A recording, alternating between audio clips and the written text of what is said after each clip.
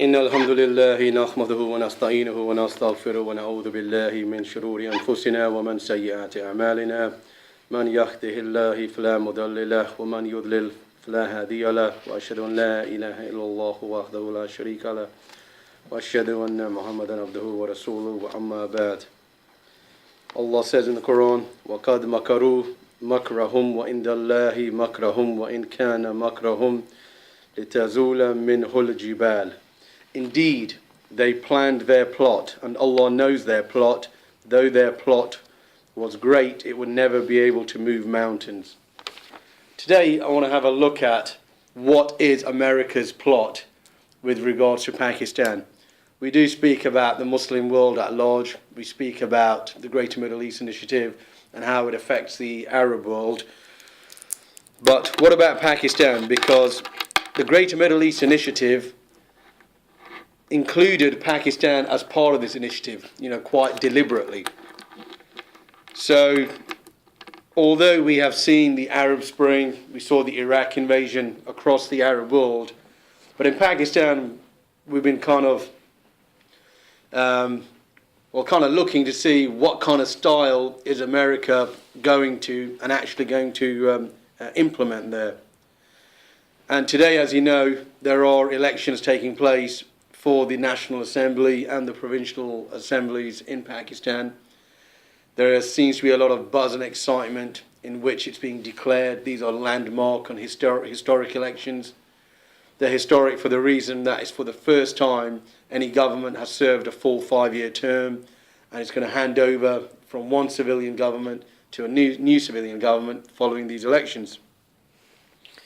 Also, there's been no military interference. Normally, the military has intervened well before the 5-year term is over, or the government is collapses and a fresh elections is called. Also, historically, not many people turn out to elections. There's always a low turnout because people don't have confidence or belief in the Pakistani judiciary system, or in the electoral system. So it's being billed as a maximum turnout in terms of the number of people casting their votes, and also it's being promoted as a turning point for a true democracy, which is now in the process of taking place, where power is in the hands of the people. What we saw in the Arab world with the Greater Middle East Initiative was the Iraq invasion, and then these revolutions which they called the Arab Spring. But in Pakistan, it seems like it's a different story, because Pakistan historically never had the same kind of dictatorship or tyranny which has directly experienced in the Arab world. So what you had with the Baathists in Iraq or Syria, or Mubarak in Egypt, or Ben Ali or Gaddafi in the other North African countries, this was never really the experience of Pakistan. Hence the style was inevitably going to vary because of the conditions not existing in the same way.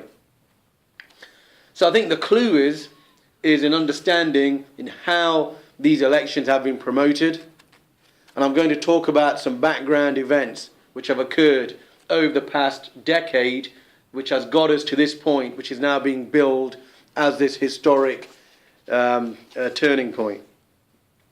But before I go into that, I just want to give a bit of a backdrop, just as a reminder of why we're talking about America's plan for Pakistan and how this plan fits in with the plan for the wider Muslim world. As you know, after the end of the Cold War in the 90s, America's prime foreign policy focus became the Islamic world and the Islamic Ummah. And this was quite simply because the Muslims and the Muslim Ummah were the only people who embraced an ideology or a comprehensive Aqidah. An Aqidah which was broad enough, which contained systems of life. It contained a mechanism by which people should govern themselves. And should the Muslims embrace this Aqidah, as they are in the process of doing so, as a comprehensive Aqidah, as a complete belief on which they need to build not only their individual life, by which they need to build their whole existence as a nation, as an ummah, then this inevitably translates into the establishment of a unified political entity of the Islamic State which will implement these rules. But what's more threatening than this? What's more threatening than this to the Americans is that should this happen, the Muslims, as part of this establishment, will inevitably have to continue the mission of their Messenger sallallahu alaihi wasallam, which can only be fulfilled through the state, the Islamic State, which undertakes jihad to perform this mission. And what is this mission? And it's the mission which Allah tells us in the Quran, which is to لِيُظْهِرَهُ عَلَى الدِّينِ كُلِّهِ, is to make this deen, the Islamic deen, prevail and dominate and conquer over every other deen, religion or ideology of any type. And also to liberate mankind, because mankind, in the absence of Islam, he lives in darkness.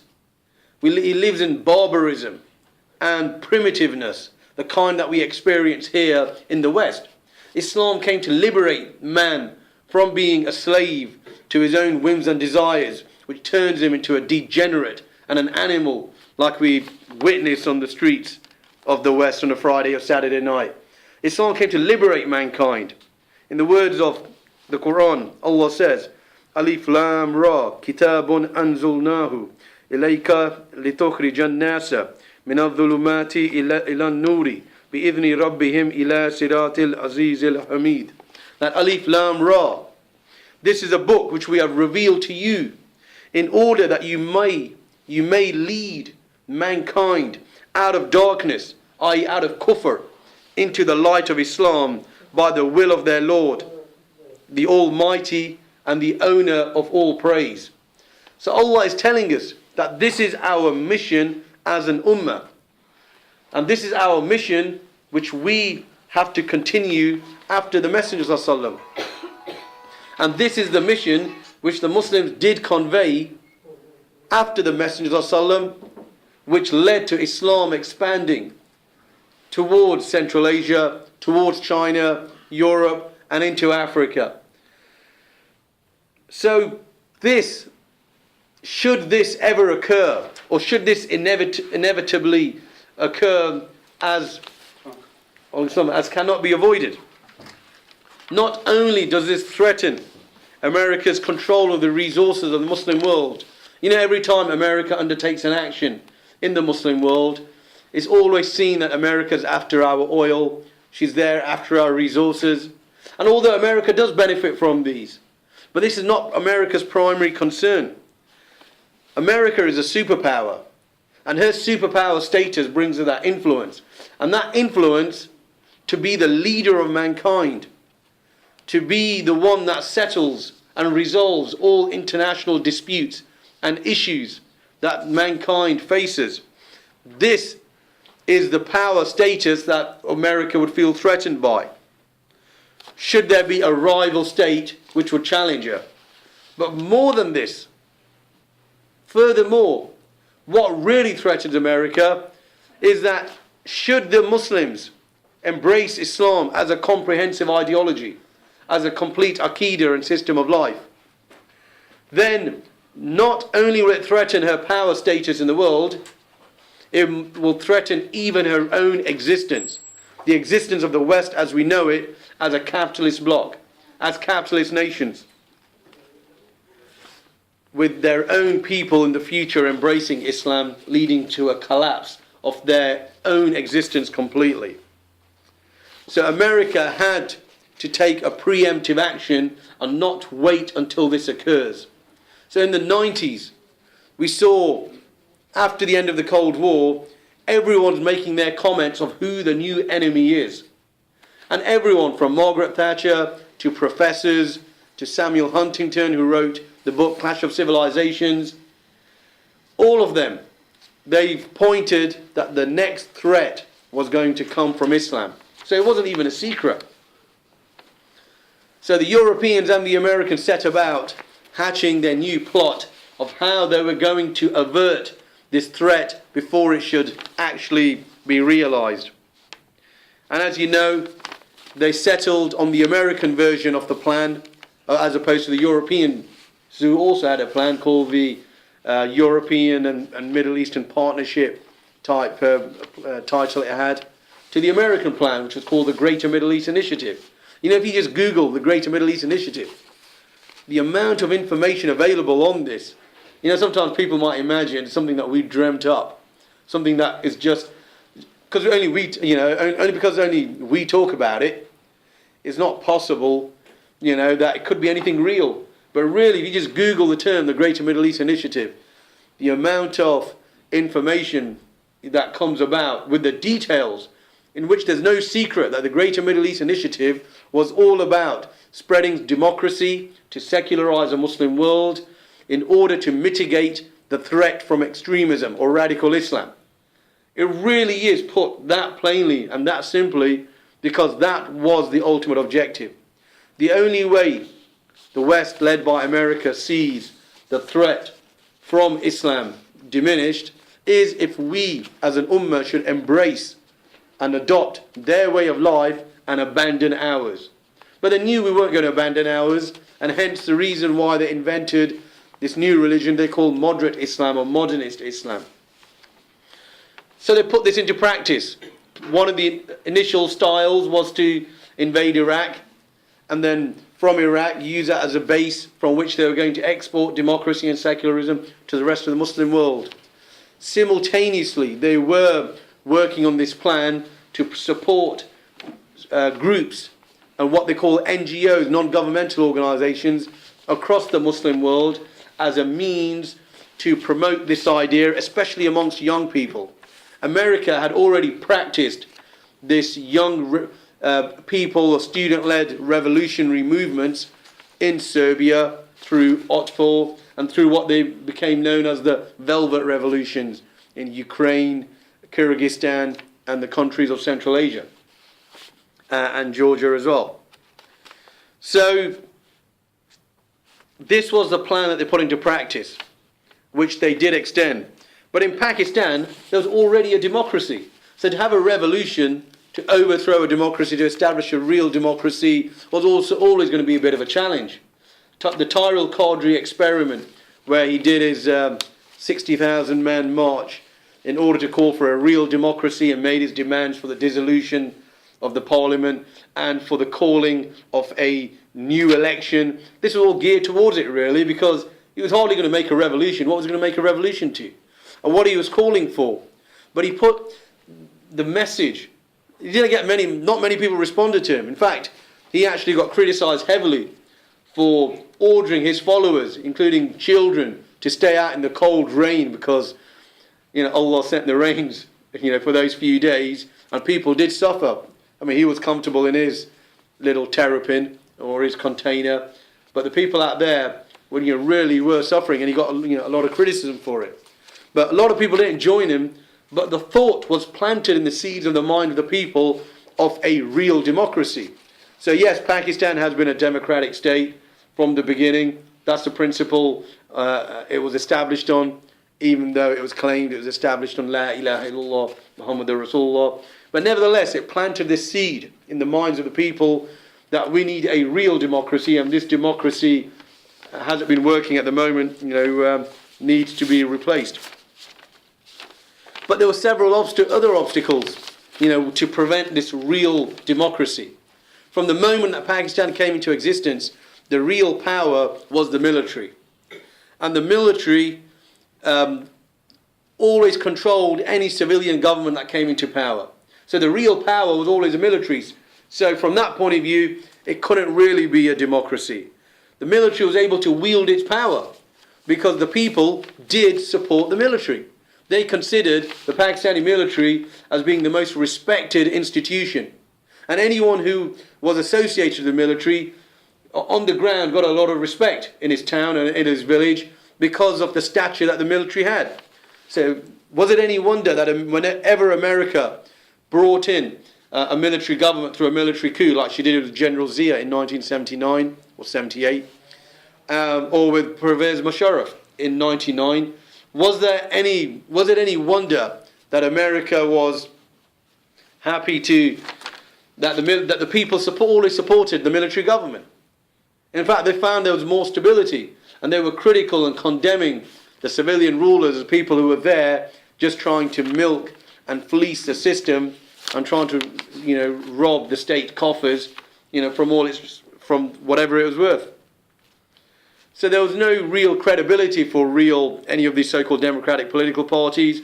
And on top of that, what they called extremism, or the Talibanization was a term they invented of Pakistan. This was also seen as an obstacle. So there were a lot of obstacles. So the kind of challenges that America had to bring democracy to Pakistan were quite unique and different.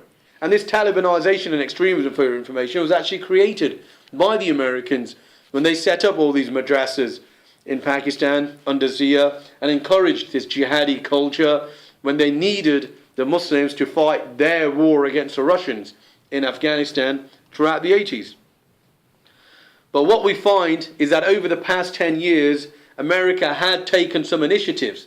So it wasn't something which was spontaneous that brought us to this point where there's a record turnout at the polls, where the people actually believe, or the people might actually believe, that the government that they voted in now is a democratic government which they've empowered, which might actually solve some of their problems. So how do they, come to this? Well, we know that when Musharraf was brought to power, he was ordered to crack down on the same madrasas that his predecessor, Zia-ul-Haq, had set up. So all these organisations, which previously were jihadi organisations, which were supported by the Pakistani state and controlled by the ISI as an extension of the Americans, all of a sudden now they were declared as terrorist organisations. They were banned. Organisations even like the LTT, the Lashkar-e-Taiba type movement, which is now completely transformed into a charitable type organisation where they don't even talk about jihad anymore, for your information, let alone undertake it. America completely transformed these jihadi organisations by cracking down on them, making them illegal, and Musharraf did play that role in doing that. So at the same time, Musharraf and the army played another role. This was linked to the establishment of what became known as the TTP, the Pakistani Taliban. The Pakistani Taliban, if you look into it actually, there was a guy called Abdullah Masood. I don't know if he was actually related. From my research, I couldn't establish if he was related to the Baitul Masood character. But Abdullah Masood was actually captured by the Americans, or handed over to the Americans by the Northern Alliance in Afghanistan in 2001 when the Americans invaded. And he spent 2 years in Guantanamo. But surprisingly, Abdullah Masood was released back onto the battlefield, even according to their own accounts. When you've got all these people in Guantanamo, the way they normally repatriate them is to try to find a country that will take them, a government which will take responsibility for them and sign for them. This guy was literally just released into the wild, so to speak. And as soon as he was released in 2003, do you remember he was responsible for the kidnapping of a couple of Chinese engineers? And he started rebuilding this organisation, which later became known as a TTP, after it reined in some other local organisations that became part of it. So the TTP itself was quite evidently, it's heavily funded. They carry weapons which locals just don't get hold of there very easily. They're a massive organisation, and the fact they were able to assassinate several hundred tribal leaders under various guises in the northwestern frontier province and the FATA, the federally administered tribal areas. These two areas have been combined to form a new province, which they call the Khyber Pakhtunkhwa. But this new province now had these TTP characters, pretty much destroying the tribal fabric of this area. This area has a tribal structure, and this tribal structure ensures that the Loya Jirga, the gathering of all the tribal heads, that's how decisions are made. But due to the major assassinations, it allowed the TTP and its associated organisations to become like prominent in these areas. And the people in these areas, who are traditionally directed by the tribal leaders, to be kind of lost and look for some kind of alternatives. But what we found is that the TTP, mysteriously, they never targeted any, a single American individual on record. I tried to do some research to find, have they ever undertaken any activities against anyone other than the Chinese, than Pakistani army people, Pakistani civilians? There's no shortage of American operatives, especially in that region. CIA operatives, Indian intelligence agents in that area, Russians. In fact, Pakistan has the highest number of foreign operatives on its soil than anyone else. So why the TTP was incessantly targeting civilians and American forces was always up to suspicion. The majority in Pakistan actually do believe TTP is an American organisation, some newspapers calling them the American Taliban. And we found that, from our research, some Pakistani journalists were giving accounts of how young boys had been recruited on the anti-American rhetoric and were told they were going to detonate their bombs against Americans. Found no one there except Pakistani civilians to the areas they were sent. So obviously they didn't detonate, and they were reporting this. So this kind of stuff actually is quite well known in Pakistan, to the point where even the Pakistani military, are aware of this, and they are, they have been, they have been pleading, because they are enslaved to the Americans, to give them some leeway on this. But the point is, the TTP have been used heavily to serve several objectives, which we see now that they're reaping the fruits of. One of them was to create a confrontation of the Pakistani military, because from 2002 or 2003 until 2009 or 2010, there's been several major Pakistani military interventions and attacks off these areas of the northwestern frontier province and the FATA, the federally administered tribal areas like Swat and Waziristan. And there's been a huge toll on civilians. There's been a huge toll on civilians, not just in terms of death, but in displacement. Many of them becoming refugees and moving out into other areas completely. So this kind of created in those areas an atmosphere of division, of fragmentation. That is, the Pakistanis, which were coming to attack the Pashtun areas. Pakistan is primarily made up of 4 regions. The Punjab, which contains about 2/3 of the country's population. Balochistan, which controls has about 50% of the land mass of Pakistan, and all the gold reserves, gold mines, copper reserves, gold, coal and gas. Just that region alone could enrich Pakistan as one region of the Islamic Ummah to levels which would be unimaginable. But in Balochistan, America has been creating huge civil strife there, with the same kind of attacks there as well, where it's a no-go area for non-Balochis. So the Punjab is seen as the heartland, as is the Sindh of Pakistan. These are the 2 provinces which are the heartland of Pakistan. That's where the main economic and political power rests. The northwestern frontier province and the FATA, now known as the Khyber Pakhtunkhwa, this area now is a Pashtun area.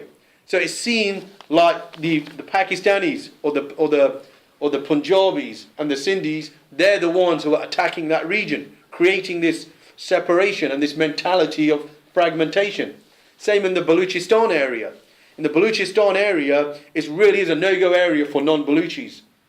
All business people who had operations in Balochistan, they've been forced to withdraw. It has become like an isolated, nationalistic type area.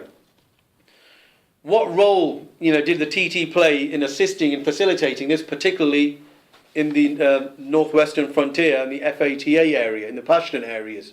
It created this area, this atmosphere that the Pakistanis were attacking this area to create this separation. But it also had another effect. Amongst the Pakistani population itself, it lost huge credibility for the Pakistani army. an army which also suffered huge casualties, for your information. It wasn't like, they just, hit out at these areas. There was huge casualties on both sides, to the point where the sentiment became that whereas Pakistan army was the most respected institution, which was seen as a defender of the nation primarily against the arch enemy, the Indians, all of a sudden now it was like being used as an apparatus for the Americans to attack its own people.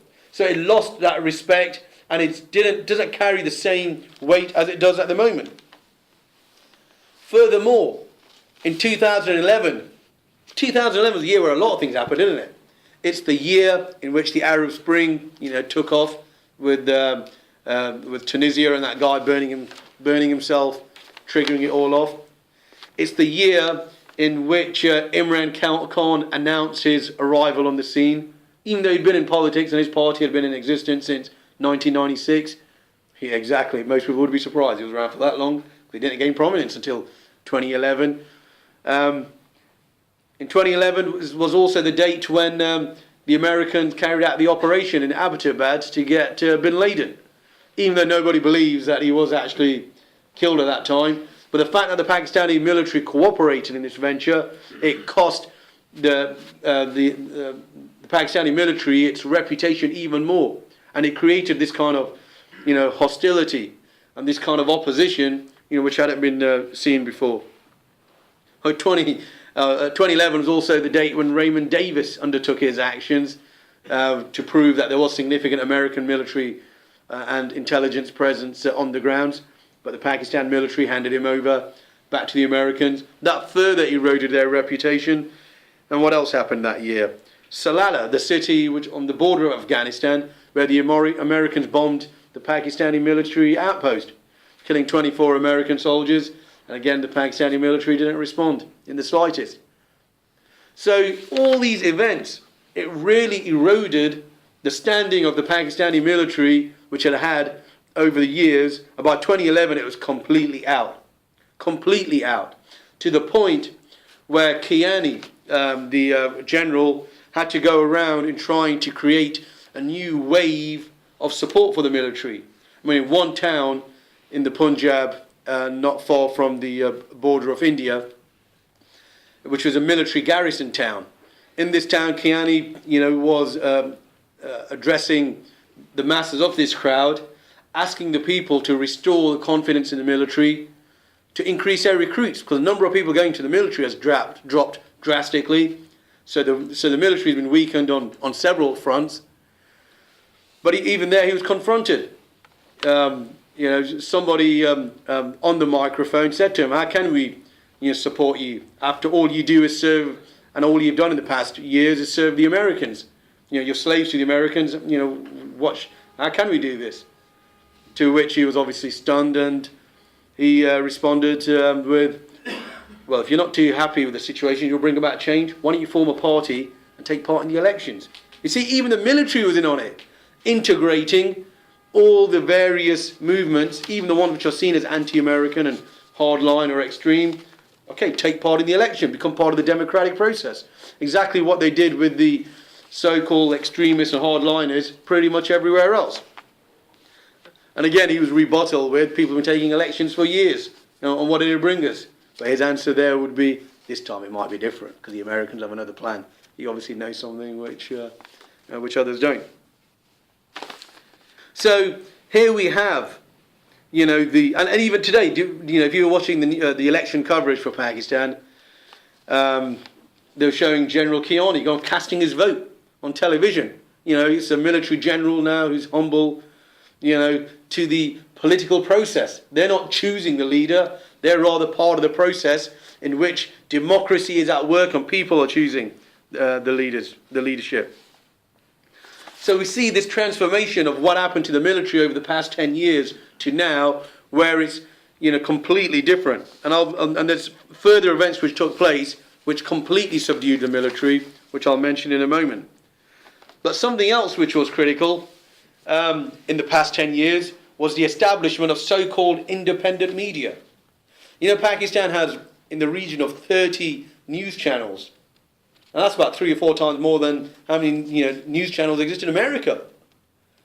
So obviously there's a lot of funding coming in, because there's no way 30 news channels can share advertising revenue and keep going, for so many years, because there just isn't enough audiences and just enough advertising revenue to keep them going. So there is some external funding being allocated for these news channels. But in these news channels, what you do notice, there's a big push for democracy.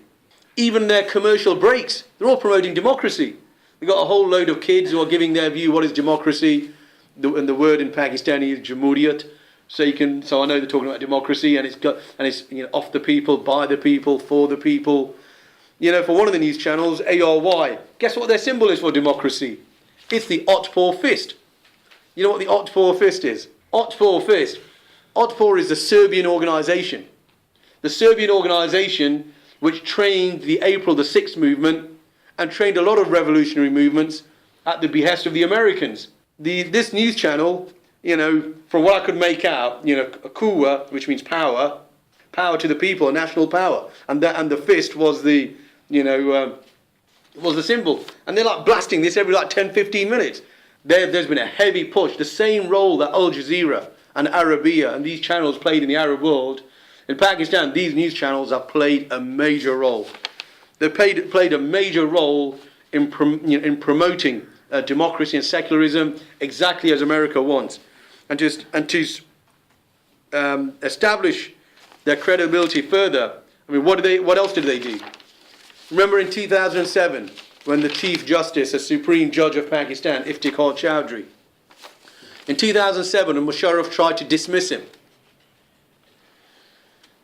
this is the first time, a judge stood up to the military and refused to go. He massed other lawyers, and there was huge lawyers demonstrations up and down the country. And what was the main instrument which gave publicity and backing to this movement against the military, which saw Musharraf eventually back down and Chowdhury reinstated, and then after that Musharraf resigned and quietly fled to the UK as part of his exile. It was the media. It was the media trying to stir up popular support against the military for Iftikhar Chowdhury. Once upon a time, it would have been the other way around. It always would have been the military gets support from the people over the judiciary or over the politicians, because it's seen that they're corrupt, and the military is the real power that provides any kind of justice. All of a sudden, justice is now coming from the judiciary. And soon after this election, perhaps justice might be coming from elected political parties. And the whole equation has been turned upside down in relation to the military. So that really did strengthen the judiciary, and it gave a signal to the military that the Americans now, through the news channels and through other means, didn't see the military in the same capacity. It's the same news channels that focused on the corruption of the corrupt political parties like the PPP and highlighted individuals like Zardari in terms of how much money they had accumulated over the years by stealing from the state coffers. The same media that's been promoting the newcomers like Imran Khan and an old newcomer, if that makes sense, Nawaz Sharif, presenting them as right-wingers, anti-American. They want to stop drone attacks. They want to change their relationship with America. It's going to be a relationship of equals. So it's not going to be the old master-slave relationship. So is America going to achieve the same effect as she did in these countries through these new rulers believing that independence has been achieved, democracy has been achieved, and now we have a new set of anti-American rulers? The Malala Yousafzai incident. Remember that little girl who was shot in the head apparently? It was the media again who made this, who took this on. It's like all the media channels in Pakistan, they get their instructions from the same source, from the same financiers, George Soros and the capitalists and the co. The Malala Yousafzai story, this girl who was allegedly shot, which, again, good thing about Pakistanis is they love conspiracy theories. So when it's a conspiracy, it's very easy for them to see through it. But with this girl, we were led to believe she was shot in the head, and But the media turned it into a whole debate. Women's rights and women's education versus extremism and Talibanization, i.e. Islam. When they took Talibanization is another word they use over there, like they use the word extremism everywhere else, Talibanization. So it was the media turned that into a debate. Even though this girl, she was writing for the BBC for 2 years before this incident. She was already known to the West.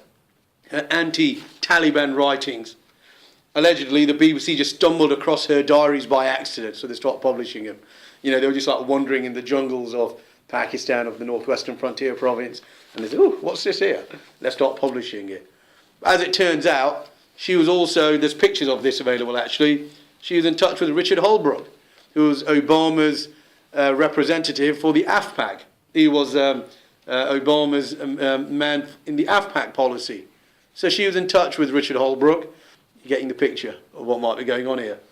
All of a sudden, this girl was shot in the head. I looked into it, but apparently she was shot just above her eye, on the temple on one side.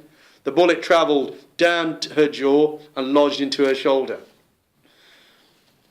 But a lot of people from the picture had a question where the bloody wound was. When someone gets shot in the face, you don't just have, just a light mark there or no mark there when the bandage comes off. When someone gets shot in the head, the bullet, might leave a few more marks behind. And a lot of even senior politicians from other movements, the JUI's Fazlur Rahman, he publicly announced, where is it? And he didn't believe it. He believed it was all concoction. Most Pakistanis, in fact, don't believe the story. But it was the media who peddled it deliberately to turn it into a debate. Talibanization versus education and women's rights. And that became like the debate, to the point where, up until recently, the media was pushing the debate. Why was Pakistan created? There's always this thing, Pakistan was created in the name of La ilaha illallah Muhammadur Rasulullah. Recently, there was a debate. What was it really created for? And they tried to shift it to, well, it's created for education and progress.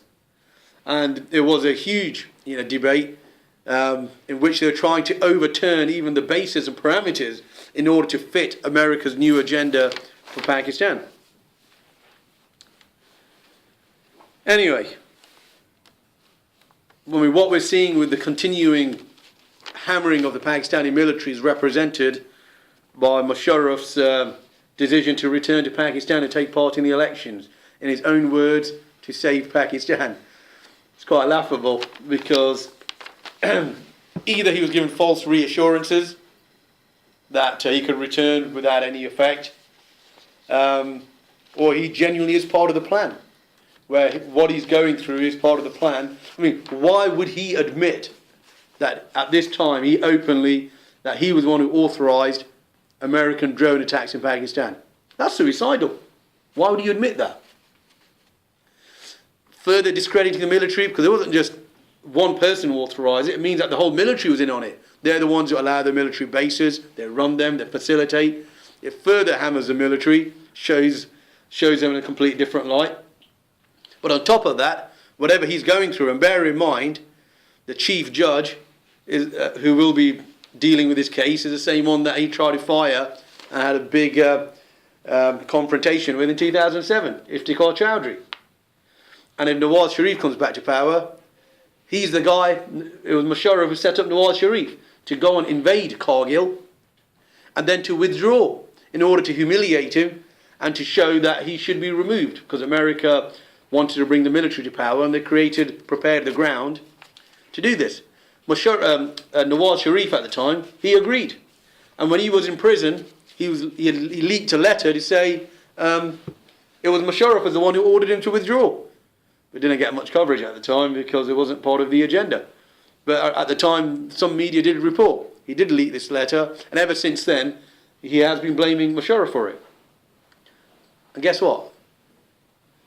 Now he's promised that should he return to power, which is likely to, he's going to have a full investigation into Kargil. It's not going well for Musharraf in any way. So why Musharraf would come back to a president who he tried to stitch up in the past, who's now going to exact some kind of revenge, the presiding judge in terms of who he is, what it does to him personally and to the stature of the military opened a lot of questions. Either he was given false reassurances that he was going to go back to Pakistan to save Pakistan, just like Gordon Brown was going to save the world, and the complete opposite happens. Just to go back to, so with the election outcome, it's already looking, Imran Khan, from having one seat in Parliament, his own, for the past 20 years or 16 years, his party is going to be the second largest party. After 2011, he was given a major push by the media and some major funding, which allowed him to organise some very expensive, extravagant rallies, which a normal retired cricketer wouldn't be able to do on his salary. So he's had some external backing to a huge amount. And if you look at his agenda and what he's been promoting, he's been presented as a right-wing, anti-American type character, similar to Nawaz Sharif, which I'm a bit surprised about, because you would have thought they'll bring a completely fresh face. But Imran Khan perhaps wasn't going to be, his party wasn't going to be big enough in this round of elections anyway, but Nawaz Sharif's, was. Imran Khan openly has said that Turkish model is the model that he favours.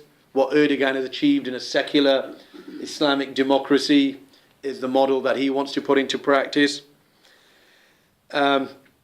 America is on the verge of deceiving the Muslims in Pakistan into believing that a real change has come about, which the Pakistani people have brought about. They're the ones who confronted the military and kept the supreme judge in place. They're the ones who have voted in new parties, well, new and old, the PMLN of Nawaz Sharif and the PTI of Imran Khan.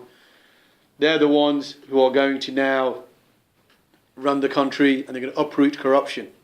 And in the past 10 years, America's created so much economic problems for Pakistan that any slight improvement under the new government in the coming years, Pakistani people will remember it forever.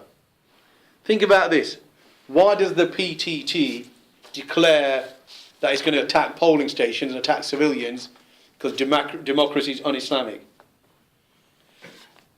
Makes it look like the people, that anyone in future now who says democracy is un-Islamic, how they're going to be labelled, how they're going to be grouped. And on top of that, what effect has it had? The TPP claiming that they're going to, and they carried out attacks in the run-up to the elections. They specifically announced they're going to target the secular parties, which was also a little bewildering. The secular parties being the PPP, the MQM, and the ANP. But the PMNL and Imran Khan's party, the PTI, they were both excluded. So they kind of confirmed they're the secular parties, these guys are okay. And then by carrying out these attacks, the media's been encouraging people to come out and vote as the best revenge. Democracy is the best revenge, remember, as Zardari said. So this is being seen as a battle between those who oppose democracy, represented by the TPP, the Pakistani Taliban, and the people. And if the people come out and vote en masse, what they're going to portray the victory to? The victory to democracy, in effect, over Islam, because people chose democracy. And this is a message they'll be pushing out. This is what they were saying in these countries. It's a victory in the Arab Spring countries. It's a victory for democracy, because that's what people have voted for. Nobody voted for anything other than democracy. So we can see how America is implementing the Greater Middle East Initiative, and how the events over the past 10 years have led to the situation to where we're at, where America is going to really put this message out. You now have real democracy. There's new rulers or not slaves. And the economic crisis will be resolved. In recent years, for example, electricity has been one of the biggest problems in Pakistan because it has an impact on every field of life. In the villages, they get 8 hours of electricity. But even in the main political centres like Lahore, there's only 12 hours of electricity, which randomly goes on and off. So businesses can't plan their operating hours. Factories can't plan when they're going to operate. They can't have fixed schedules. So the whole economy has been suffering. And everyone's so frustrated with this one single issue. This issue came about when the last government made an agreement with American electricity companies The Americans are the ones who stitched them up.